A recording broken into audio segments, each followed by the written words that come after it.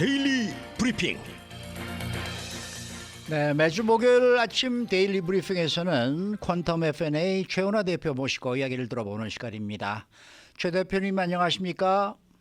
안녕하십니까? 네. 자, 요즘 이 연준 인사들의 이 매파 발언이 계속이 되면서 3월로 예상이 됐던 금리 인하 가능성은 점점 더 낮아지고 있는 것 같습니다. 어떻게 보십니까? 네, 지금 연준은 입장을 이렇게 바꾼 적이 없다고 봐야 되겠죠. 작년 네. 12월부터 계속해서 좀 인내를 가지고 봐야 된다. 음. 비록 그 인플레이션 숫자가 이제 많이 둔화되었지만 경제가 여전히 강하다. 특히 그 고용 시장이 계속 강하기 때문에 네. 이제 굳이 현재 단계에서 금리를 낮춰야 될 필요가 있겠느냐. 금리를 낮춰야 된다는 것은 이제 경제가 나빠질 것을 우려할 때 낮추는 건데 지금 이 금리 상태에서도 경제는 계속 호황을 누리고 있다. 이제 이렇게 판단하는 거죠. 그러니까 이런 상태에서는 굳이 금리 인하를 서두를 필요가 없지 않느냐는 것이 이제 중론이고, 네.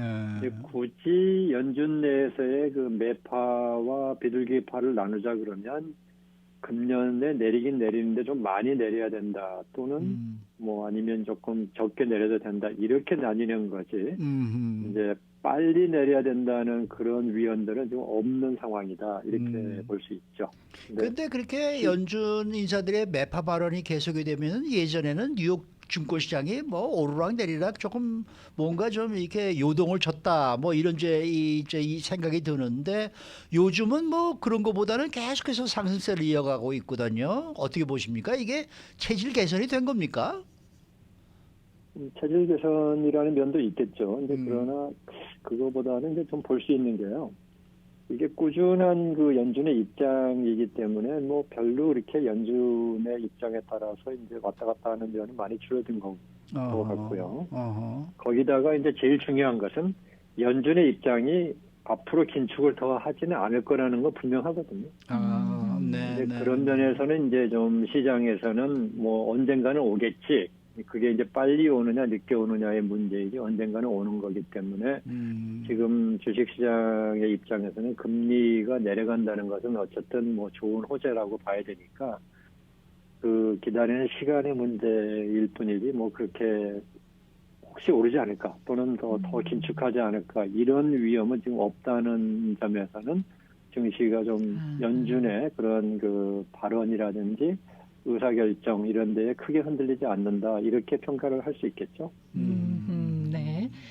자, 최근에 자꾸 나오는 얘기가 상업용 부동산의 위기 관련한 얘기가 자꾸 나오고 있었어요. 그런데 최근에 전국의 쇼핑센터들의 공실률이 5.3%로 15년 만에 최저치를 기록했다라는 그런 소식이 전해지고 있습니다. 자, 이렇게 되면은 상업용 부동산 위기가 오지 않는 거 아니냐? 이런 얘기가 또 이제 나오고 있는데 이거 어떻게 우리가 분석을 하면 좋을까요? 네, 상업용 부동산은 이제 저희가 일괄적으로 그러니까 주택 시장하고 다른 점이 뭐냐면요. 네. 분야가 크게 한 5개가 정도가 있어요. 상업용 부동산은. 예. 저희들이 잘 아는 그 쇼핑센터 같은 그런 상업용 부동산이 있고, 예. 그 다음에 이제 아파트가 있죠. 임대형 아파트만 시장이 있고, 그 다음에 사무실 건물들이 있죠. 네. 그리고 이제 창고 건물이 있고, 그 다음에 이제 일반 그 자기네 회사 건물에서는 특수 건물들이 있어요. 예를 들면 가스스테이션이라든가 카워워시라든가 이러한 그 특수 목적으로 쓰는 건물들이 있거든요. 이제 이렇기 때문에 이들의 각 분야별 그 같은 상업용 부동산이라고 그래도 그 안에서의 여러 가지 편차가 있어요. 네. 그러니까 지금 그 많은 상업용 부동산에 대한 위기설을 얘기하는 그 주장들은 크게 두 분야에 집중이 돼 있어요. 하나가 뭐냐면 임대용 사무실. 오피스 건물이 지금 이제 크게 우리 팬데믹 때 더 심해졌지만 재택근무가 많아지니까 그동안에 사무실 공간을 많이 차지했던 사무직이나 전문직에서의 사무실 필요 양이 많이 줄었다 하는 거죠. 그래서 이제 그쪽 부문이 상당히 취약하다 하는 것이 있고요.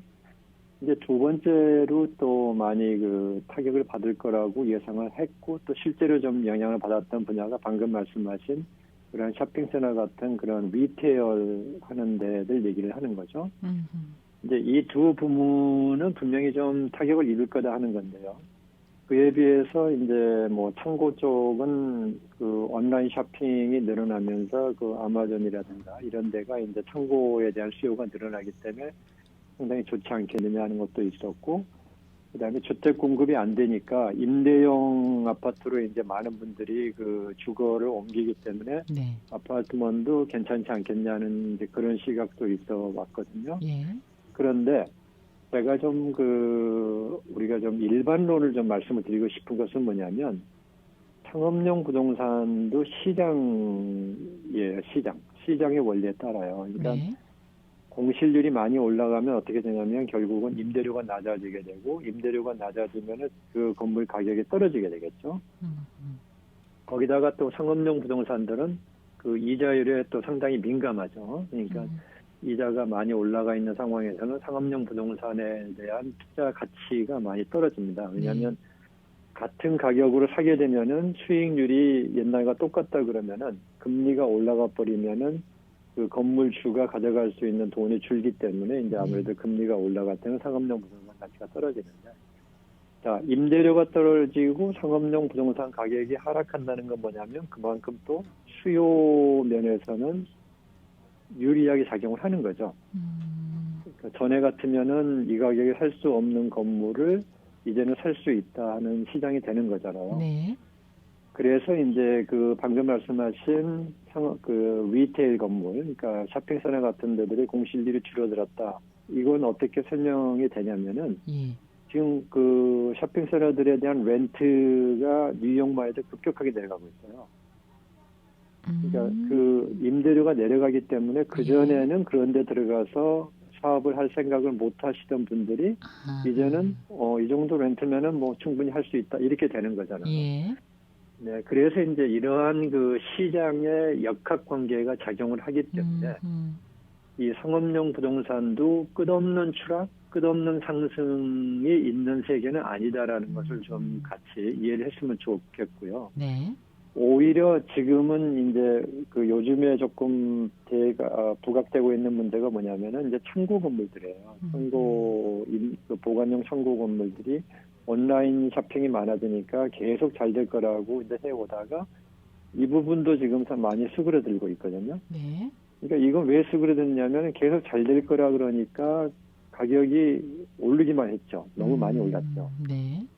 그러면은 아무리 아마존 같은 데가 그 창고 용적이 많이 필요하다 그래도 너무 가격이 오르거나 또는 가격이 오르니까 당연히 임대료가 오르게 되겠죠. 그 높은 가격만큼 받아야 되니까. 네. 그렇게 되면은 이게 그만큼 이제 수요가 줄게 된다는 거죠. 줄게 되니까 또 여기도 좀 조정을 받게 되는 거고. 그 다음에 지금 아파트먼트도 마찬가지예요. 아파트먼트는 아주 안전한 투자다는 게 통념이 있는데, 네. 아파트먼트도 지금 그 임대료가 계속 올라가는 추세에 있어가지고 그쪽으로 투자가 좀 몰린 현상이 있었는데, 이것도 역시 임대료가 계속 올라가고 이제 그런 상황이 지속이 되니까 아파트에 입주하는 사람들의 능력이 안 되는 사람들이 많아지는 거죠. 네. 그러면서 또 아파트의 임대료도 또 내려가는 현상, 이제 이런 걸 좀 볼 수 있고, 그게 가장 지금 심했던 지역이 이제 우리 서부 지역 같으면 샌프란시스코 지역이 굉장히 심했죠. 거기가 뭐 그렇죠. 아파트만 임대료가 뭐 도저히 정상적인 월급을 받는 분들은 뭐 들어가 살 수 없는 정도로 올라갔지만, 그렇게 돼 있으면은 과연 언제까지 그 수요가 지탱을 하겠느냐는 거죠. 네. 그러니까 그렇게 조정이 되는데, 자, 이제 이런 그 얘기를 배경으로 얘기를 하면은, 지금 뉴욕 커뮤니티 뱅크업이 이제 어려워진 것은 상업용 부동산 때문이다라고 진단을 받고 있어요. 그렇죠. 그런데 뉴욕 커뮤니티 뱅크업은 좀 특수 상황이 있어요. 작년에 그 실리콘밸리 뱅크하고 시그니처 뱅크, 그 다음에 퍼스트 리퍼블릭 뱅크가 이제 문을 닫았을 때 그걸 다 뉴욕 인수했죠. 커뮤니티 뱅크가 그 중에 대출을 좀 많이 샀었어요. 맞아요, 맞아요. 네, 대출을 샀는데 그 대출을 사게 되면서 어떤 일이 발생했냐면 자산 규모가 1,000억 불을 넘어가게 됐는데 은행 감독국의 기준이 천억 불을 넘는 은행에 대해서는 훨씬 더 혹독합니다. 맞죠.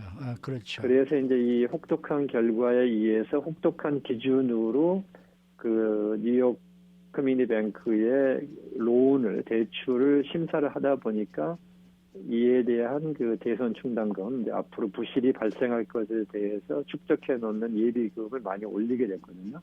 이제 그러면서 이 은행이 이제 어려워지니까 갑자기 그 시장에 나오는 뉴스가 상업용 부동산의 문제가 심각해져가지고 뉴욕 뱅컵도 이제 뉴욕 커뮤니티 뱅컵도 문제가 됐고 이제 앞으로 은행권이 다 퍼지지 않겠느냐 이제 이런 또 우려가 나온 거죠. 네.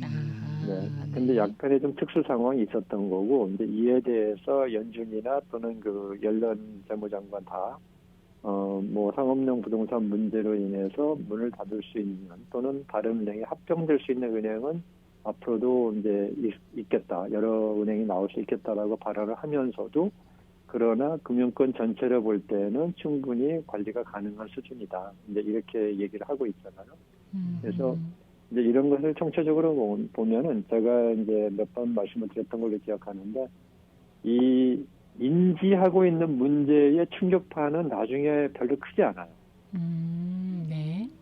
네, 그러니까 지금도 상업용 부동산이 괜찮다라고 하는 분위기가 막 퍼지고 있어서 그쪽에 투자가 많아지고 있는데 상업용 부동산이 점점 어려워지는 상황이 다가온다 그러면은 잘못하면은 상당히 큰 충격이 올 수 있지만 지금 상업용 부동산이 어려워질 거라는 얘기는 벌써 2년이 넘었어요. 맞아요. 네, 그렇기 때문에 이렇게 인지하는 문제는 시스템 면에서, 그러니까 그 나라의 경제 구조 면에서는 흡수할 수 있는 준비가 많이 돼 있다는 점에서는 저는 개인적으로는 그렇게 큰 파장이 오지는 않을 거다. 이렇게 좀 개인적인 제 의견이에요. 뭐 이거 네. 일반론이 아니고 네.